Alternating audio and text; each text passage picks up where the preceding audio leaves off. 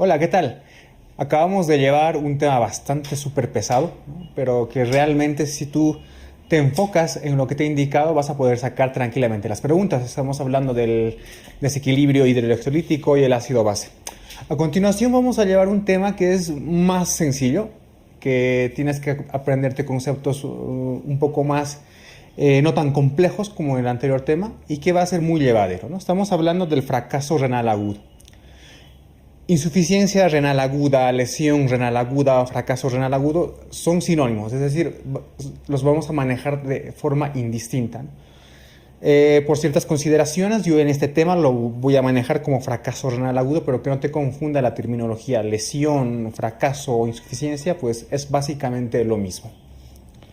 Entonces empezamos y decimos que el fracaso renal agudo es la pérdida repentina y súbita de la función renal, ¿sí? Que esta pérdida puede producirse tanto en horas o días. ¿Y cuál va a ser su manifestación? No, va a ser la disminución en la capacidad del riñón para eliminar productos tóxicos, los famosos productos azoados. Y al margen de todo esto, pues vamos a tener alteraciones, por ejemplo, hidroelectrolíticas y llegar incluso a una oliguria, ¿no? Entonces recuerda, lo principal de la definición es que tienes que tomar en cuenta que es una pérdida súbita, o sea, repentina, ¿no? Y que dura más o menos horas, días, semanas, ¿no? Más adelante, cuando llevemos enfermedad renal crónica, te voy a dar un concepto que más o menos tiene relación en el tiempo, ¿no? No hay una definición clara en cuanto a la clasificación o definición del tiempo específico del fracaso renal agudo. Sí que se considera que mayor a un mes, un fracaso renal agudo ya pasa a ser subagudo, ¿no? Y evidentemente, como cuando llevemos en el siguiente tema, mayor a 3 meses y hablaremos de una enfermedad renal crónica, ¿no? Pero solamente quiero que te quedes con el concepto de que es súbito, que puede producirse en horas, días y demás, ¿no? Y que evidentemente disminuyen todas las funciones del riñón, sobre todo la de eliminar productos tóxicos o azoados. Pues bien, entonces, una vez que hemos hablado acerca de la definición, pues voy a hablarte de la fisiopatología en general, porque más adelante voy a hacer una clasificación del fracaso renal agudo y cada una de las distintas clasificaciones tendrá una fisiopatología aparte. Pero en esta diapositiva, la que te muestro acá, tienes tú un esquema global de la fisiopatología en general del fracaso renal agudo. Por lo tanto, entonces tenemos primero una fase de iniciación. ¿A qué me refiero con eso, no? En la fase de iniciación, pues hay una disminución del flujo renal al riñón. Y esto es lo que nos va a condicionar la falla prerrenal. Quiero que te quedes con esto porque en el momento de hacer la clasificación vamos a hablar de un fracaso renal prerrenal, posrenal, etc. Entonces, ¿qué es lo que me pasa? En la fase de iniciación disminuye el flujo sanguíneo al riñón. Tenemos una falla prerrenal. Si esta falla prerrenal se mantiene en el tiempo, nos lleva a una isquemia de las células del epitelio tubular proximal, lo que se conoce como necrosis tubular aguda, ¿no? Entonces, en este caso vamos a hablar de un fracaso renal parenquimatoso, pero todavía no te confundas en los términos. Fase de iniciación, disminuye el flujo a mi riñón y si esta disminución se perpetúa en el tiempo, necrosis de mis células tubulares. Posteriormente a esto tenemos la fase más grave, por eso te la encuadro en rojo, que es la fase de extensión. Esta fase de extensión está dada por el aumento de la hipoxia celular, pero ya no solamente de una unidad de nefronas, sino de una gran unidad de nefronas. Es decir, va a haber un continuo proceso inflamatorio, ¿no?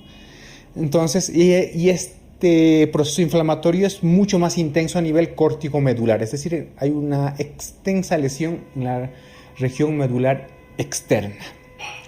Y por último, si es que nosotros logramos tener un tratamiento o llevar a cabo un tratamiento adecuado, pues este fracaso renal agudo entra en fase de mantenimiento y reparación. Es decir, durante esta fase las células se reparan, migran, las que están en proceso ya de degenerativo entran en apoptosis, hay una proliferación de estas células a nivel del glomérulo, a nivel del túbulo, y de esa manera se mantiene la estabilidad y la funcionalidad, sobre todo tubular, ¿no? Sobre todo tubular, quiero que recuerdes esto.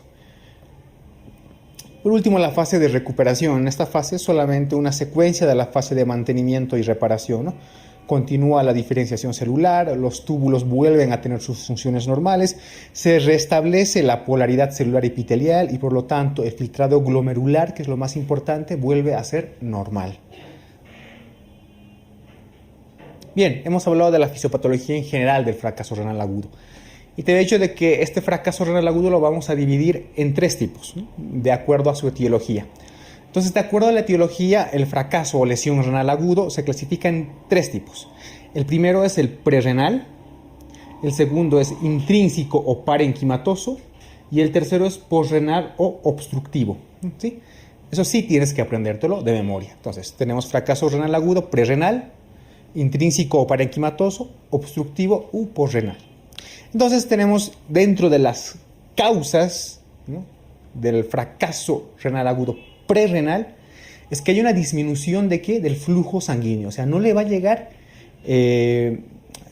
suficiente flujo a nuestro riñón. ¿Y cuáles pueden ser sus causas? Como aquí tú ves en el flujograma, la más importante y la más frecuente, la hipovolemia. Evidentemente esto puede ser por deshidratación, hemorragias, etc., ¿no? Posteriormente, otra cosa frecuente de una FRA prerrenal, pues tenemos a la disminución del gasto cardíaco, la disminución del volumen circulante eficaz, es decir, en situaciones donde hay una retención de agua y por lo tanto no le llega un suficiente flujo a nuestro riñón, sobre todo si hablamos de una insuficiencia cardíaca congestiva y en una insuficiencia hepática, sobre todo en una cirrosis hepática, ¿no? Bien, si hablamos del fracaso renal agudo parenquimatoso o intrínseco, ¿no?, lo vamos a dividir en 3 causas principales. La primera, la glomerular, ¿no? La glomerular solo tienes que recordar como causas principales las glomerulonefritis, ya sean primarias o secundarias. Y en el otro contraste tenemos las alteraciones a nivel vasculares, ¿no? Pueden ser, por ejemplo, vasculitis, como un síndrome de Sjögren-Strauss, una enfermedad de Wegener, etcétera, todo lo que se refiere a las vasculitis. Evidentemente, la hipertensión arterial maligna, la púrpura trombocitopénica trombótica pueden condicionarnos un fracaso renal agudo intrínseco, ¿no? Pero de estos 2 vamos a mencionar al tercero, que es el más importante y con el que te tienes que quedar realmente, que es el que se debe a la afectación de los túbulos renales y del intersticio. La afectación de los túbulos renales e intersticio se puede deber a 3 causas, pero principalmente nos referimos a las famosas nefrotoxinas. Estas nefrotoxinas pueden ser de 2 tipos: exógenas, es decir, unos contrastes iodados que se pueden administrar al paciente, por ejemplo, o endógenas, por ejemplo, la mioglobina, cuando se produce una rhabdomiólisis. Al margen de las nefrotoxinas, hay situaciones que pueden dañar a nuestros túbulos, como por ejemplo las septicemias, las infecciones, o como te había mencionado más antes, un fracaso agudo prerrenal que se mantiene en el tiempo me genera una isquemia de estos túbulos. Y bien, por último, para hablarte de la etiología del fracaso renal agudo postrenal, pues tenemos que remitirnos a las obstrucciones, ¿sí? Aquí el riñón está totalmente bien, pero hay una obstrucción en las vías urinarias. Esa obstrucción puede ser tanto a nivel del uréter, a nivel del cuello vesical, etcétera, ¿no?, como vamos a ver más adelante. Bien, entonces quédate con este flujograma y con todo lo que te he indicado. Empezamos a desglosar cada uno de estos. Vamos a empezar con el fracaso agudo prerrenal, ¿no? Entonces, ¿qué tienes que quedarte con esto? Disminución del flujo sanguíneo renal, ¿no? Entonces la alteración va a estar ahí. Te voy a hacer aquí, te muestro un esquema del riñón, ¿no? Y aquí va a estar la alteración, ¿no? Hay una disminución del flujo sanguíneo renal. No le está llegando suficiente sangre a mi riñón. ¿Cuál es la característica del FRA prerrenal? Es que es la causa más frecuente, ¿no?, de fracaso renal agudo. Eso sí es importante que lo encuadres, ¿no? Representa alrededor del 70%, es decir, es la causa más frecuente del fracaso renal agudo, ¿sí? Y como ya te lo he mencionado en una anterior diapositiva, si se mantiene en el tiempo, pues me produce una necrosis tubular aguda. Bien, otra vez repasamos la etiología del fracaso renal agudo prerrenal. La más importante, evidentemente, la hipovolemia. Entonces, si hablamos un poco de la hipovolemia, las causas pueden ser varias, pero principalmente hablamos de la deshidratación, una deshidratación que puede ser por causas gastroenterológicas, vómitos, diarreas, etcétera, ¿no? También las quemaduras, recuerda que el gran quemado produce un gran desequilibrio hidroelectrolítico y por lo tanto también nos puede llevar a un fracaso renal agudo prerrenal. Y evidentemente las hemorragias, ¿no? Que nos pueden condicionar una hipovolemia. Al margen de la hipovolemia tenemos la disminución del gasto cardíaco. ¿En qué caso se puede dar una disminución del gasto cardíaco? Sobre todo en pacientes que tienen insuficiencia cardíaca o han tenido un infarto agudo de miocardio reciente, etc. Todo lo que tiene que ver con la bomba del corazón. Disminución del volumen circulante eficaz, es decir, cuando el paciente está reteniendo líquido por alguna causa, por ejemplo, una insuficiencia cardíaca aguda o congestiva, una descompensación hepática, o sea, es decir, una ascitis. Hay una concentración del volumen, pero a nivel intersticial, ¿no? Por lo tanto, el volumen circulante eficaz disminuye.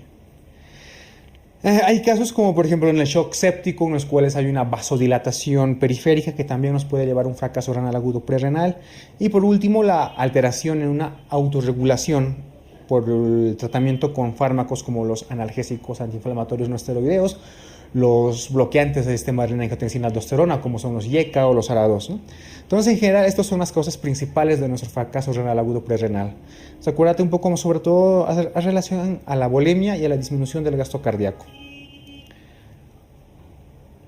Bien, aquí voy a hablar de un poco de la fisiopatología, es decir, pero solo del fracaso renal agudo prerrenal, ¿sí? La fisiopatología de la FRA prerrenal. Entonces, a ver, te voy a hacer un pequeño esquema aquí dibujado y lo primero que te voy a hacer es decir es que hay una disminución del flujo sanguíneo renal, ¿verdad? Bien. Entonces, si hay una disminución del flujo sanguíneo renal, ¿qué es lo que pasa? Mi riñón o mi nefrona tienen pues mecanismos de autodefensa. ¿Qué es lo que van a hacer? Me van a activar el famoso sistema renina-angiotensina-aldosterona.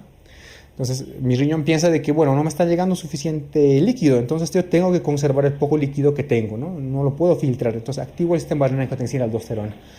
Tú sabes que la angiotensina 2, no voy a volver a explicarlo esto porque lo hemos visto en antihipertensivos en la parte de farmacología, tiene un potente efecto vasoconstrictor en mi arteriola eferente del glomérulo. Para hacerte un esquema más general, este es mi glomérulo, ¿no? Aquí es mi arteriola aferente, la que entra, y mi arteriola eferente, la que sale. Entonces, mi riñón, al activar este sistema renina-angiotensina-aldosterona, pues hace que la angiotensina 2 cause una fuerte vasoconstricción, pero en mi arteriola eferente. Entonces, eso hace que aumente el flujo sanguíneo renal. Por lo tanto, trata de conservar la tasa de filtración glomerular, ¿no? Esto nos puede explicar un montón de cosas, ¿no? Sobre todo, como vamos a ver más adelante, porque si se activa el sistema renina-angiotensina-aldosterona, ¿qué pasa? Se reabsorbe, ¿qué cosa? Sodio y agua, ¿no? Recuerda que la función principal de la aldosterona es la reabsorción de sodio. Entonces, si se activa mi sistema renina-angiotensina-aldosterona, obviamente aumenta la reabsorción de sodio y de agua. Si aumenta la reabsorción de sodio, pues evidentemente mi sodio urinario va a estar bajo, y esto lo vas a ver más adelante. Por eso quiero que entiendas muy bien la fisiopatología de la FRA prerrenal, ¿no? Y bien, y si retengo agua, ¿qué es lo que a qué me va a llevar esto? Si yo retengo agua, pues me va a llevar a la larga a una oliguria, ¿no? Entonces, básicamente esa es la forma en la cual puedes estudiar la fisiopatología del fracaso renal prerrenal, ¿vale? Bien, pasamos. El FRA parenquimatoso, intrínseco parenquimatoso, es lo mismo, ¿no? Aquí el defecto ya no está en el flujo sanguíneo renal, aquí el defecto está propiamente en el riñón, ¿no? Aquí el defecto está aquí, precisamente, a nivel del riñón, a nivel de mi nefrona está el defecto. ¿Cuál es su definición? Bueno, se produce por una lesión del parénquima renal, evidentemente, ¿no? Es la segunda causa del fracaso renal agudo. La primera es el FRA prerrenal y la segunda el FRA parenquimatoso, ¿no? Representa cerca del 20% de los casos. Y dentro del FRA parenquimatoso, la causa más frecuente es sin duda la necrosis tubular aguda, llamada NTA. Desde ahora vamos a manejar el acrónimo NTA, ¿vale? Entonces, la necrosis tubular aguda es la forma más frecuente del FRA parenquimatoso. ¿Qué tenemos que saber de esto? La etiología, ¿no? Ya habíamos visto que son tres causas principales: vascular, glomerular y tubular. Bien, entonces, dentro de la vascular, ¿no?, principalmente vasculitis, hipertensión arterial maligna, púrpura trombocitopénica, etc. Dentro de la causa glomerular, la glomerulonefritis aguda, primaria, secundaria, etc. Todo lo que se refiere con una alteración de los glomérulos, las famosas glomerulonefritis. La afectación de los túbulos intersticios se dan por tres causas. Primero, una isquemia mantenida.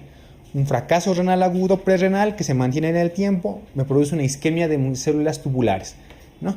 Entonces, y la otra causa, que es la más frecuente, que es la famosa necrosis tubular aguda. Esta NTA es la causa más frecuente de nefroparenquimatoso, ¿sí? A su vez, puede ser por tres causas. Primera, la que te he indicado, una necrosis tubular isquémica debida a la hipoperfusión renal mantenida, ¿sí? Un FRA prerrenal que se convierte en un FRA parenquimatoso por necrosis tubular aguda. Segundo, las nefrotoxinas, que pueden ser endógenas, pueden ser exógenas. Endógenas, la hemoglobina, como puede producirse, por ejemplo, en una anemia hemolítica, la mioglobina, como puede producirse en una rhabdomiólisis, la bilirrubina, proteínas intratubulares, como por ejemplo las cadenas ligeras que se producen en el mieloma, etc. Las nefrotoxinas exógenas pueden ser fármacos, como por ejemplo los AINES, los aminoglucósidos, los contrastes iodados, la fotericina B, etc. ¿Vale? Y evidentemente la septicemia y la infección también te pueden producir NTA. Entonces recuerda de esta diapositiva que la NTA o necrosis tubular aguda es la causa más frecuente de FRA parenquimatoso o intrínseco. Bien, la fisiopatología. Bueno, aquí no voy a hacer mucho detalle porque realmente es bastante evidente. Mira, yo aquí te voy a dibujar un pequeño túbulo, ¿sí? Digamos que es este. Las células tubulares están aquí. Les voy a poner sus núcleos. Acá y acá. Bueno, estas son mis células tubulares. Donde te voy a señalar es la famosa luz tubular, ¿no? La luz tubular. Bien, ¿qué es lo que pasa? Si por alguna causa estas células tubulares mueren, estas células empiezan a desescamar, es decir, empiezan a caer, pero ¿hacia dónde caen? Hacia la misma luz del propio túbulo. Entonces, como van cayendo estas células que están muertas, ¿no?, van disminuyendo el filtrado glomerular. ¿Por qué? Porque van aumentando la presión hacia arriba. Entonces, imagínate esto, pero en muchas nefronas, ¿vale? Entonces, ¿qué es lo que pasa? Como me aumenta la presión hacia arriba, voy a dibujar mi cápsula de Bowman, mi glomérulo. Ya, vale.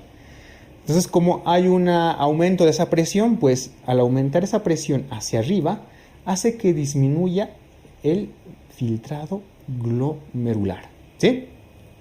Esa es la fisiopatología básica de la necrosis tubular aguda o del FRA parenquimatoso, ¿sí? Estas células que están en mis túbulos mueren y al morir se desescaman. Al descamarse, pues obstruyen la luz de mi túbulo. Al obstruirse la luz de mi túbulo, aumentan la presión en forma retrógrada. Y como aumentan la presión en forma retrógrada, disminuyen el filtrado glomerular como evento final. Bien, vamos a pasar al FRA obstructivo o posrenal. En este caso, pues ya el problema no está en el flujo sanguíneo ni en el riñón, está en las vías urinarias. Es decir, el problema está a este nivel. El problema está en las vías urinarias, ya sea en los uréteres, ya sea a nivel del cuello vesical, a nivel de la uretra, etc. Entonces, el fracaso renal agudo obstructivo o posrenal es porque hay una alteración a nivel de las vías urinarias.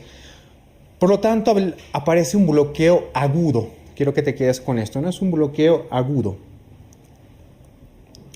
Entonces, puede haber un bloqueo agudo ya sea parcial o total de la corriente de orina. O sea, la corriente de orina es unidireccional, es decir, sale de los riñones hacia los uréteres, hacia la vejiga y hacia la uretra. Es unidireccional, ¿sí? Entonces, cuando hay una obstrucción a cualquier nivel de las vías urinarias, lo que pasa es que aumenta la presión hidrostática en forma retrógrada y de esa manera hay una interferencia en la filtración glomerular. Bien, ¿cuál es la etiología? Bien, la etiología es básicamente a nivel de las vías urinarias, por lo tanto puede haber causas ureterales, como por ejemplo cálculos, coágulos, una compresión externa, causas a nivel vesical, es decir, a cuello de la vejiga, como puede ser vejiga neurógena, hiperplasia prostática benigna, ¿no? Los cálculos, etc. Y causas uretrales, por ejemplo, estenosis o compresiones externas o válvulas congénitas, por ejemplo, ¿no?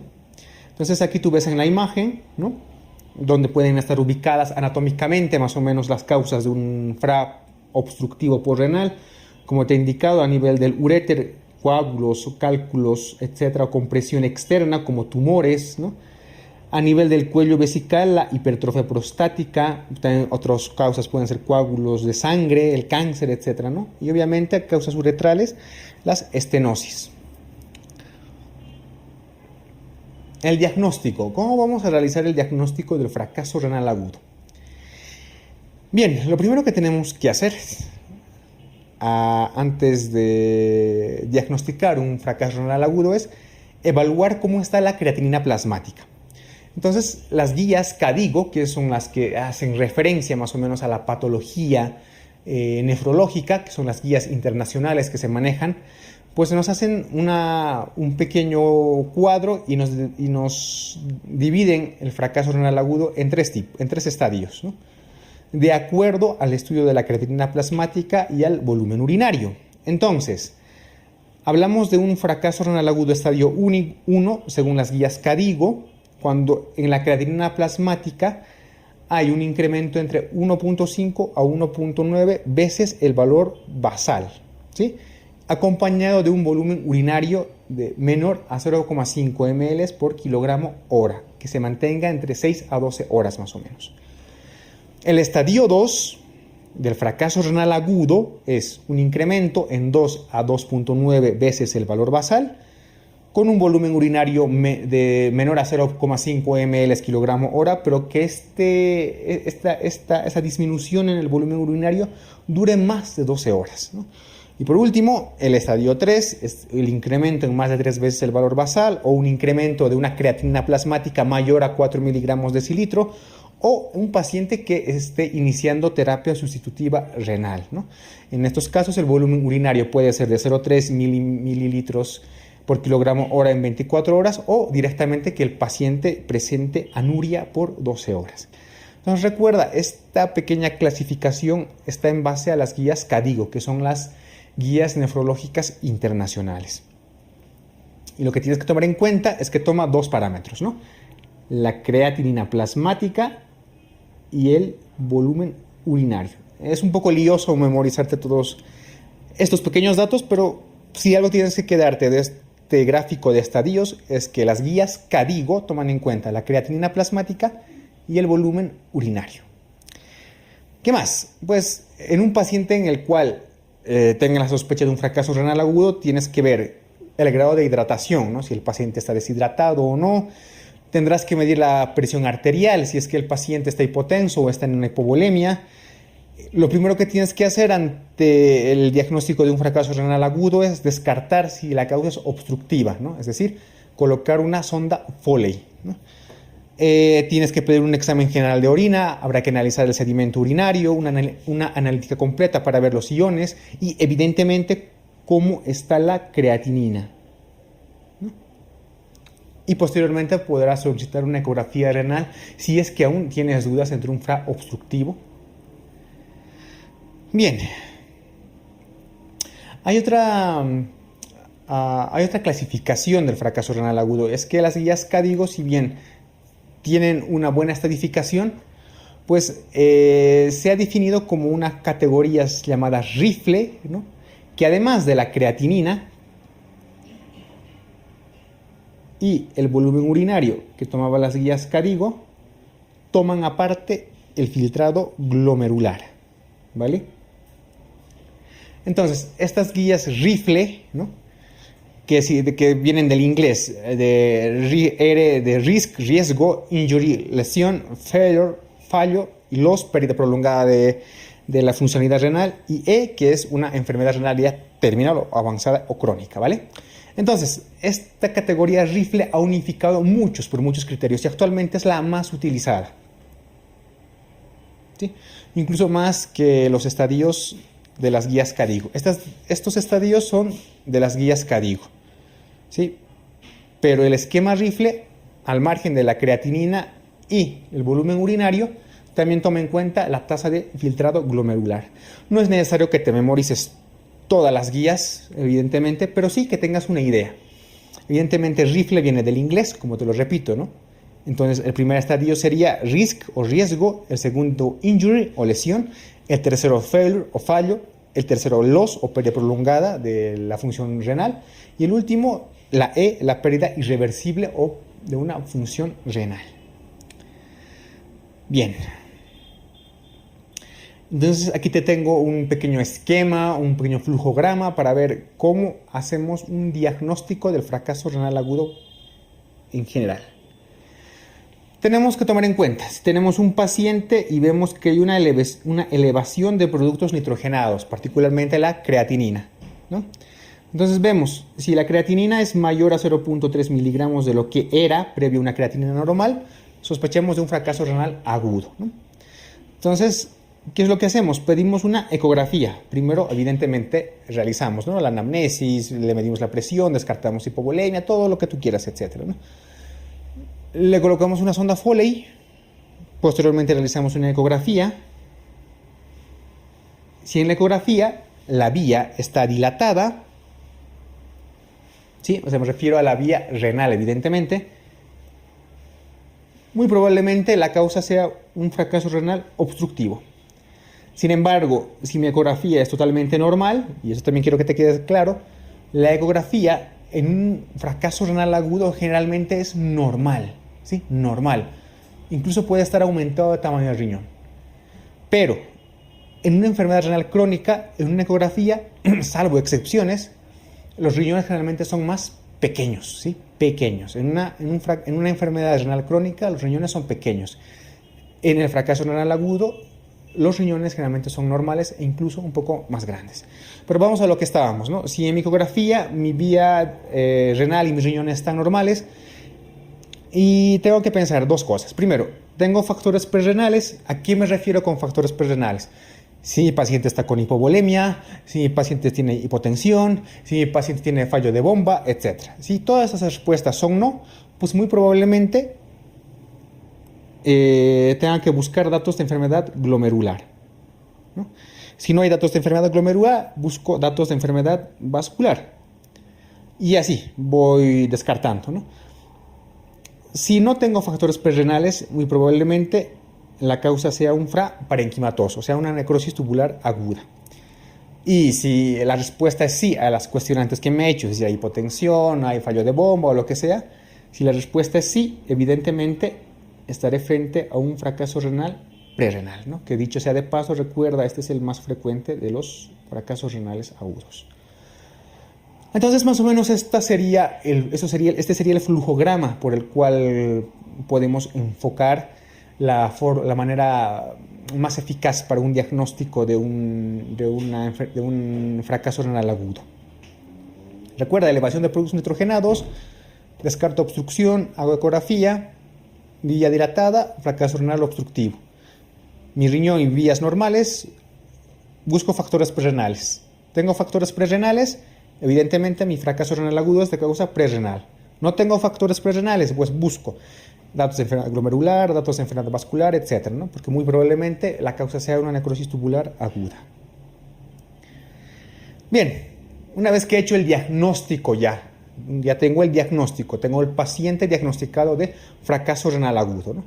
Muy al margen de la ecografía y demás, pues hay ciertos parámetros que me pueden ayudar a hacer la diferencia entre un fracaso renal prerrenal y un parenquimatoso. Para hacer la diferencia con un obstructivo, sí o sí, tengo que hacer una ecografía, ¿no? Entonces, veo el fracaso renal agudo prerrenal y el fracaso renal agudo parenquimatoso. tienen las siguientes características. De toda esta tabla lo que quiero que te aprendas es principalmente el sodio urinario. El sodio urinario en el fracaso renal agudo de tipo prerrenal siempre está bajo, ¿sí? Bajo. Y en un parenquimatoso va a estar alto. El sodio urinario va a estar alto, ¿sí? ¿Por qué está bajo el sodio urinario en un prerrenal? Porque te he dicho que se activa esta renina, angiotensina, aldosterona. Y evidentemente la aldosterona produce un aumento de la reabsorción de sodio y agua. Hay otro parámetro muy importante que es la famosa excreción fraccionada de sodio, ¿sí? Esta excreción fraccionada de sodio en un prerrenal es -1 y en un parenquimatoso es mayor a 1, ¿sí? El índice de fracaso renal, que tiene relación más o menos con los primeros, en un prerrenal es menor a 1 y en un parenquimatoso es mayor a 1. El sedimento, generalmente el prerrenal puede no mostrar sedimento, o si muestra, pues hay cilindros hialinos. Y en el parenquimatoso sí que evidenciamos cilindros de tipo granuloso, ¿sí? ¿Cuál es la clave de todos estos parámetros, ¿no? Urea-creatinina, urea-orina, urea-plasma, creatinina-plasma, urea-orina, urea-plasma, etcétera, que todo parece una confusión real en tu cabeza. Todo lo que tú has subrayado tienes que memorizártelo. Es decir, fracaso renal agudo prerrenal, sodio urinario bajo, parenquimatoso, sodio urinario alto, excreción fraccionada de sodio, prerrenal bajo, parenquimatoso alto, ¿no? A excepción de todo lo que te he señalado, los demás parámetros, urea-orina, uroplasma, creatinina-plasma, etc., haces lo siguiente.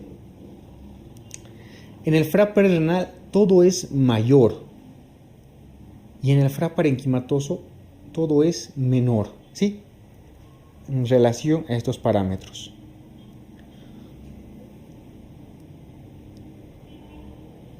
Sí, todo lo que se refiere a urea-orina, urea-plasma, el cociente urea-creatinina, todo lo que se refiere a eso, acuérdate, en el prerrenal es mayor. Todo lo que se refiere a urea-creatinina en el prerrenal es mayor.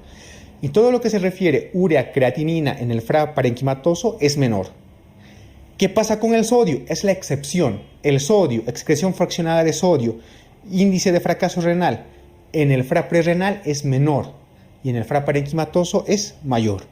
Sé que en este momento te estás liando la cabeza, pero si tú te pones a pensar, ¿no? Lo hemos resumido de una manera muy simplificada. Todo lo que tiene relación urea-creatinina y demás, prerrenal mayor, parenquimatoso menor. Todo lo que tiene que ver con el sodio, prerrenal menor, parenquimatoso mayor, ¿vale? Bien. ¿Cómo vamos a hacer el tratamiento? El tratamiento del fracaso renal agudo, pues tiene que ser primero un tratamiento general, ¿no? Evidentemente, trataremos de evitar las complicaciones, ¿no? Que son debidas a la disminución del filtrado glomerular, que es lo que más nos interesa. Lo que más nos interesa es restablecer el funcionamiento de nuestro riñón, ¿no? Entrar en una fase de recuperación de las células tubulares, ¿no? Por lo tanto, habrá un tratamiento general y tratamientos específicos. Dentro de los tratamientos específicos, pues vamos a hablar, por ejemplo, en el fracaso agudo prerrenal, donde hay una disminución del flujo sanguíneo renal, ¿no? En los casos de hipovolemia tendremos que expandir la volemia con soluciones cristaloides, ¿sí? Para mantener un adecuado volumen intravascular.